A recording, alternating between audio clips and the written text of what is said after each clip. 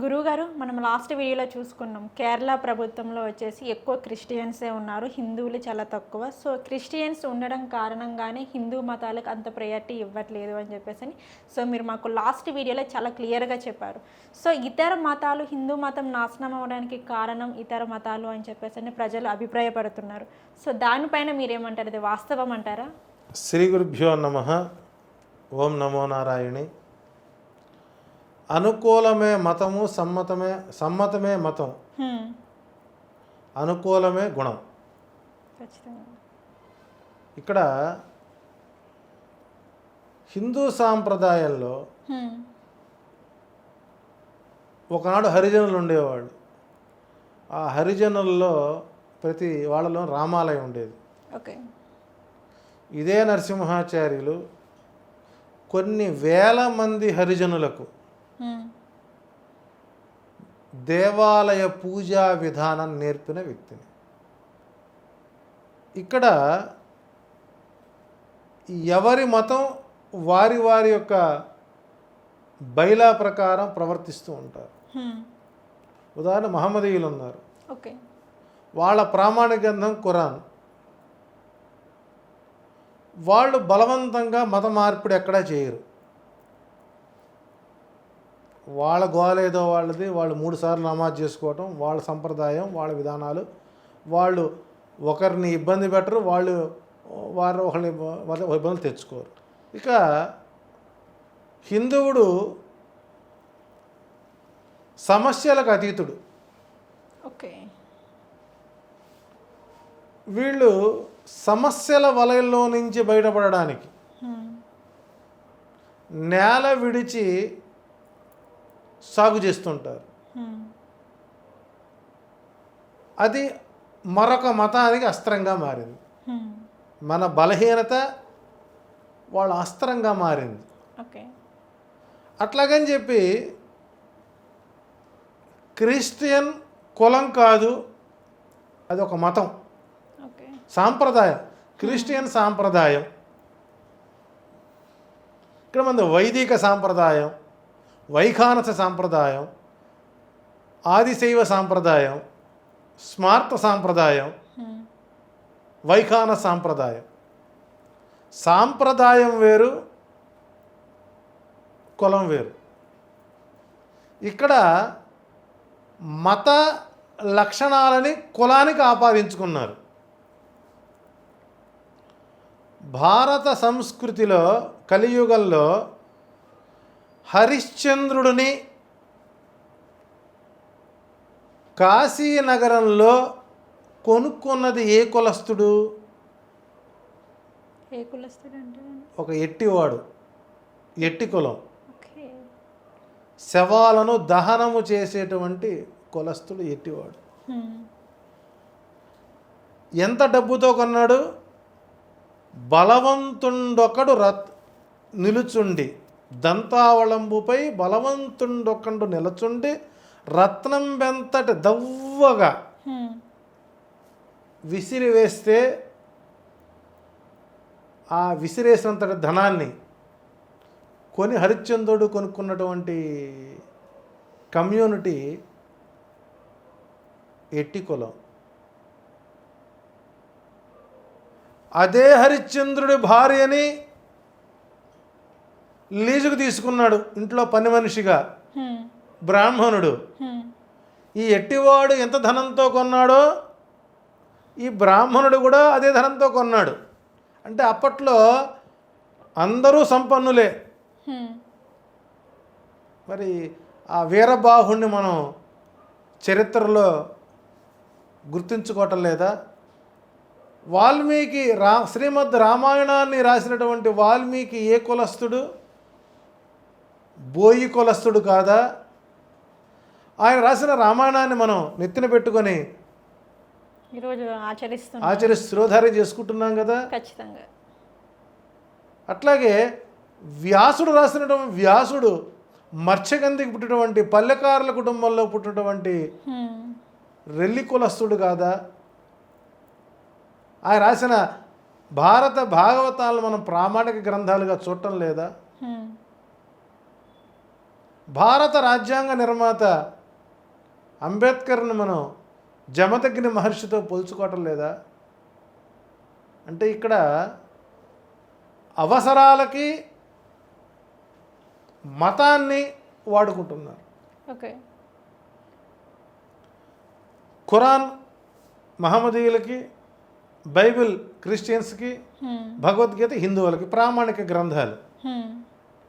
మనకు ప్రామాణిక గ్రంథాల్లో ఉన్నటువంటి అంశాలను డివైడ్ అయిపోయి ఎడ్జ్ బిహైండ్స్ దాటి మనం ప్రవర్తిస్తున్నాం. ఓకే. ఇక్కడ మతాల యొక్క మధ్య, మత సాంప్రదాయాల మధ్య చిచ్చు పెట్టినటువంటి వ్యవస్థ మన హిందువులు ఒక వర్గం వారు చేసినటువంటి విధానమే. ఏ వర్గం అంటారు అది? హిందూ వర్గం. హిందూ వర్గాన్ని విమర్శించుకుంటారు. ఎస్. ఇక్కడ దేవుళ్ళకి మొక్కితే కోరికలు తీరటం లేదు, ఇక్కడ దేవుళ్ళకు పూజలు చేస్తే ఫలితాలు రావటం లేదు అని క్రైస్తవ మతాన్ని అవలంబించినటువంటి వ్యక్తులు మన హిందువులు కాదా? కన్వర్షన్స్ మొదలుపెట్టింది ఎవరండి? ఇటు నుంచి అటు కన్వర్షన్స్ అవడానికి కూడా కేవలం హిందువులే కారణం అంటారు. హిందువులే కారణం. ఈ కన్వర్షన్ అయినటువంటి హిందువులు ఎవరైతే, హిందూ మతం నుంచి ఎవరైతే కన్వర్షన్ అయినటువంటి క్రైస్తవులు అని చెప్పుకుంటున్నారో వాళ్ళే ఆ క్రైస్తవ మతానికి పెద్ద సమస్యగా మారారు. యాజ్ ఏ ఒరిజినల్ క్రిస్టియన్ ఏ హిందువుని విమర్శించడు, ఏ హిందువుతో కూడా వాళ్ళు చక్కటి ప్రేమతత్వాన్ని అవలంబిస్తారు. సో కన్వర్ట్ అయిన వాళ్ళు మాత్రం, కన్వర్షన్ అయినటువంటి సంకర హిందువులు వారి ద్వారానే అటు క్రైస్తవానికి ఇటు హిందుత్వానికి మధ్య వీళ్ళు చేసినటువంటి కొన్ని దౌర్భాగ్య ప్రలాపనలే మత కల్లోలాలకు కారణమవుతుంది. వీళ్ళు హిందువులుగా పుట్టి అగ్రవర్ణాల్లో పుట్టినటువంటి దౌర్భాగ్యులు కొంతమంది మతం మార్చుకొని హిందూ దేవుళ్ళని తిడతం మొదలుపెట్టారండి. వీళ్ళలో పెళ్ళికి పిల్లలు ఉంటారు, ఆడపిల్లలు ఉంటారు. వాళ్ళు ఒరిజినల్ క్రిస్టియన్కి ఇస్తారా వీళ్ళు? మళ్ళీ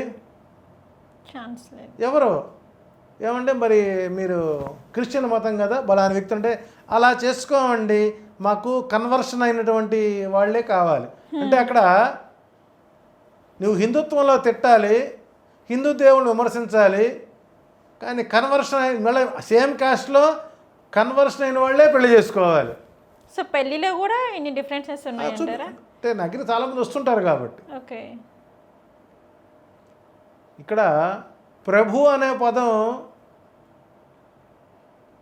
ఏ సాంప్రదాయానికి చెందినటువంటిది? క్రిస్టియన్, హిందూ సాంప్రదాయం. ప్రభువులు, చక్రవర్తులు, రాజులు, షట్చక్రవర్తులు, షోడశ మహారాజులు. అవునవునవును. సో మరి క్రిస్టియన్ పదంగా ఎలా వెళ్ళిపోయింది అంటే వాళ్ళు ఎక్కడ ఉపయోగించరండి. ఈ కన్వర్షన్ అయినటువంటి వీళ్ళే దాన్ని ప్రాచుర్యం వస్తారు. ఈ మధ్యకాలంలో నేను ఒక ప్రాంతంలో అక్కడ దేవాలయం కట్టారండి. నాకు దేవాలయం కనపడితే వెళతాను నేను. ఏ దేవాలయం అండి? యేసుక్రీస్తు దేవాలయం. ఓకే, యేసుక్రీస్తు దేవాలయం. గాలికి రాజగోపురం, ధ్వజస్తంభం, మళ్ళా శిఖరం, అక్కడ కేశఖండన, తీర్థము, ప్రసాదము, పూజలు, యేసు గాయత్రి, ఈ పేర్లు పెట్టుకున్నారు. అంటే నరసింహాచార్యులు కులాలకు అతీతుడండి. నేను చక్కగా మెదక్ చర్చికి వెళ్తాను, కశ్మూర్ దర్గాకి వెళ్తాను, అన్ని దేవాలయాలకు వెళ్తాను. సంవత్సరానికి ఒకసారి మేరీమాత మా ఊళ్ళో మేరీమాత ఉత్సవాలు బాగా చేస్తారు, 5 రోజుల పాటు. వాటి కంపల్సరీగా ఆ గుడికి వెళ్తాం. నీవు ఎక్కడికి వెళ్ళినా నీవు ఆరాధించే రూపాన్ని అందులో చూసుకో, తప్పేం లేదు అందులో. ప్రతి తల్లిలో ప్రతి ఆడపిల్లలో నీ సోదరుని చూసుకో, నీకంటే పెద్దవాళ్ళని నీ ఆడపడుచుని చూసుకో, నీ తల్లిని చూడు. అని ధర్మశాస్త్రాలు ధర్మ పన్నాలు చెప్పి మన హిందూ సాంప్రదాయం లేనటువంటి సాంప్రదాయం ఎక్కడ ఉంటుందమ్మా? సో ఇక్కడ మతాల మధ్య చిచ్చు, మత కల్లోలాలకు కారణం ఎవరంటే హిందూ మతంలో నుంచి క్రిస్టియన్గా కన్వర్షన్ అయిన వాళ్ళు క్రిస్టియన్స్గా కన్వర్షన్ అయినటువంటి కొత్త అవతారం ఎత్తినటువంటి బాబాలు, క్రిస్టియన్ బాబాలు, వారి ద్వారానే హిందూ మత సాంప్రదాయాలు దెబ్బతింటున్నాయి. ఓకే, వాళ్ళు ఆ మతానికి న్యాయం చేయలేరు, ఈ మతానికి న్యాయం ఈ చేయాలి. మతానికి న్యాయం చేయలేరు, మధ్యలో చిచ్చు పెట్టి వాళ్ళు చూసి ఆనందపడుతారు, సునకానందం పడుతుంటారు. సంతోషపడుతున్నారంటారు. కాబట్టి ఒరిజినల్ ఏ క్రిస్టియన్ కూడా హిందువులతో చక్కటి అవినాభావ సంబంధాన్ని కలిగి ఉంటారు. ఓకే, ఒరిజినల్ ముస్లిం మన హిందువులతో సత్సంబంధాలు కొనసాగిస్తారు. ఎందుకంటే వాళ్ళు చెబుతారు వెంకటేశ్వర మా బావగారు అంటారు, వాళ్ళు ఓ, బీబీ నాంచారి చేసుకున్నాడు కాబట్టి ఆయన మా బావగారు అంటారు, వరసలు కలుపుతారు. కాబట్టి ఇక్కడ అనుకూలమే కులం, సమ్మతమే మతం అనేటువంటి హిందూ ధార్మిక విధానాన్ని ఎప్పుడైతే అవలంబిస్తామో అక్కడ ఎటువంటి అవస్థలు, ఎటువంటి సమస్యలు రావని మనం చెప్పచ్చు.